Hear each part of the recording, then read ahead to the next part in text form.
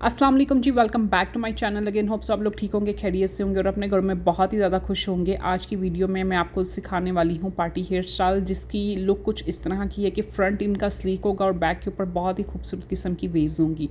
तो जो ये पार्टी हेयर स्टाइल थी इसकी शुरुआत मैंने ऐसे की थी कि ईयर टू ईयर सेक्शनिंग करके मिडल पार्टीशन थी और क्राउन एरिया को यहाँ पे आप देख रहे होंगे मैंने सेपरेट करके पिंक पिन की मदद से साइड पे कर दिया हुआ है। तो सबसे पहले मैं फ्रंट को सेट करूँगी।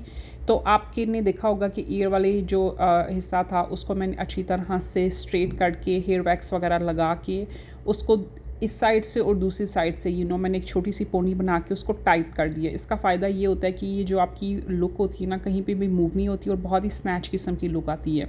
अब आ गया टॉप हिस्से की टर्न। तो आप यहाँ पे देख लूँगी, सबसे पहले मैंने हेयर वैक्स लगाई थी। ये हेयर वैक्स होगी आपको इजीली अमेज़ॉन से आप बाय कर सकते हैं। तो अब यहाँ पे मैं स्ट्रेटनर की हेल्प से इनके बालों को स्मूथ कर रही हूँ, क्योंकि इनके बाल जो थे ना वो बहुत ही ज़्यादा फ्रीजी थे और थोड़े थोड़े से जिस तरह कर्ल्स वेव्स वाले होते हैं वो वाले इनके बाल थे। तो यहाँ पे अब मैं इनको स्लीक लुक देने के लिए सबसे पहले मैंने हेयर वैक्स का यूज़ किया, स्ट्रेटनर किया और अब यहाँ पे आप देख लूँगी गॉट टू बी की जेल है। तो जेल के साथ मैं पूरे जो छोटे छोटे फ्लाई ओवर्स वगैरह ना उनको सबको क्लीन अप कर रही हूँ। ये ज़रूरी करना, अगर आपने क्लाइंट को क्लीन लुक देनी है तो ये मेथड करना बहुत ज़्यादा ज़रूरी है।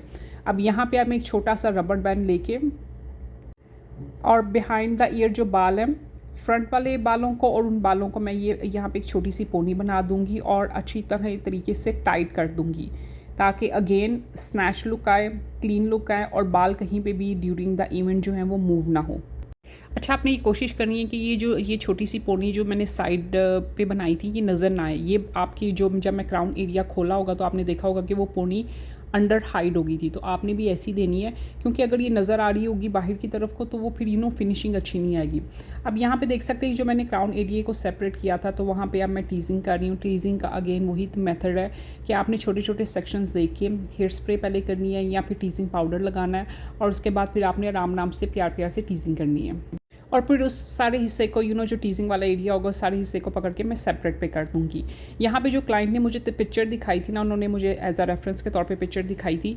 तो वहाँ पे जो पिक्चर के अंदर थे ना, उनकी बैक वाली साइड के ऊपर बाल की थिकनेस बहुत ज़्यादा थी, लेकिन इस मेरी क्लाइंट की जो थिकनेस थी, बाल तो इनके लंबे थे लेकिन इनकी थिकनेस बहुत ज़्यादा नहीं थी। तो मैंने इनको कहा था कि इनके पास एक्सटेंशंस वगैरह, ह्यूमन एक्सटेंशंस वगैरह है। तो उन्होंने कहा था कि नहीं, ह्यूमन एक्सटेंशंस भी नहीं है, जो भी मेरे बालों पे बनता है तो आप कर दे जिस तरह भी मेरा बनता है। तो फिर मेरी कोशिश थी कि मैं पूरा इनको वॉल्यूम दूँ, उसी तरह की लुक लाने की कोशिश करूँ।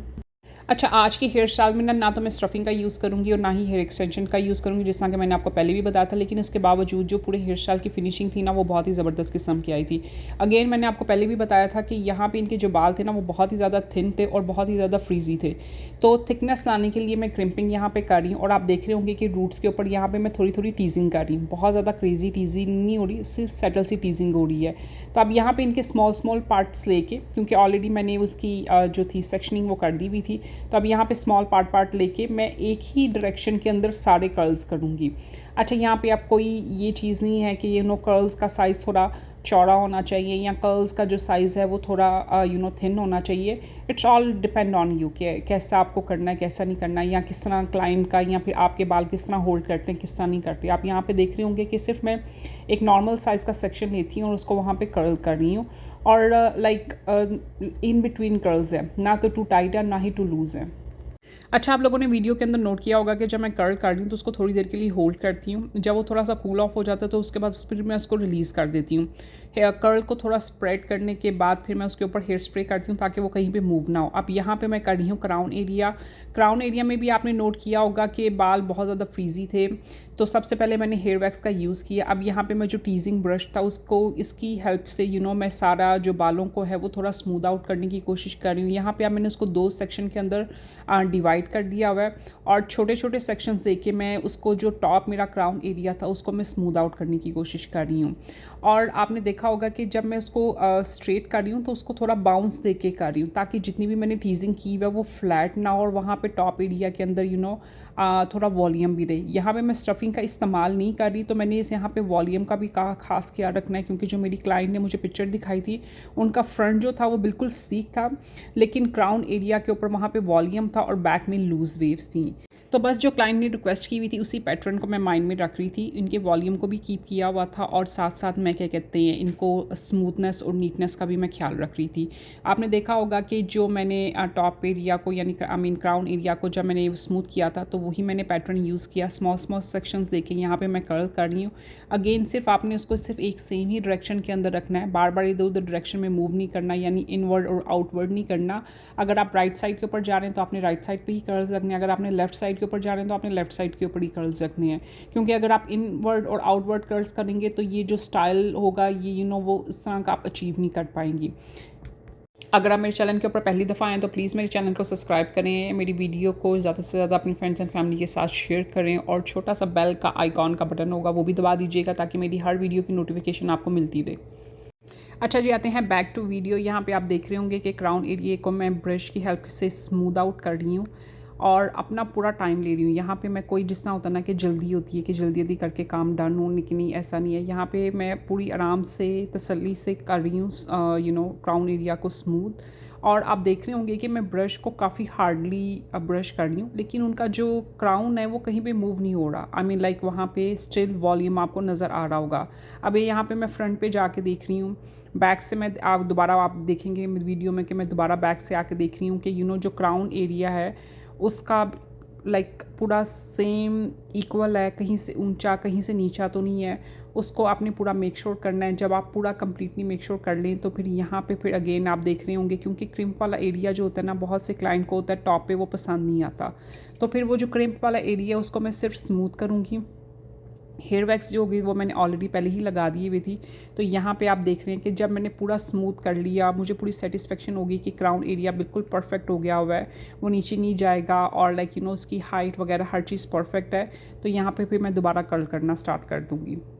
जब मैं पार्टी ग्लैम कर रही हूँ तो फिर मैं मेकअप पहले करती हूँ और हेयर स्टाइलिंग बाद में करती हूँ, लेकिन ब्राइडल में मैं बिल्कुल टोटली ऑपोजिट करती हूँ। ब्राइडल में जो होता है कि हेयर स्टाइल को पहले प्रेप कर देती हूँ और उसके बाद फिर मैं मेकअप करती हूँ। ये जो मेरी थी ना क्लाइंट, इन्होंने लोहड़ी पार्टी के ऊपर जाना था। आगे आप थोड़ी देर तक उनके हस्बैंड का रिएक्शन भी देखेंगे। हस्बैंड के एंटर हुए थे तो उन्होंने ये रिएक्शन दिया था जो कि मेरे लिए बहुत सेटिस्फाइंग था।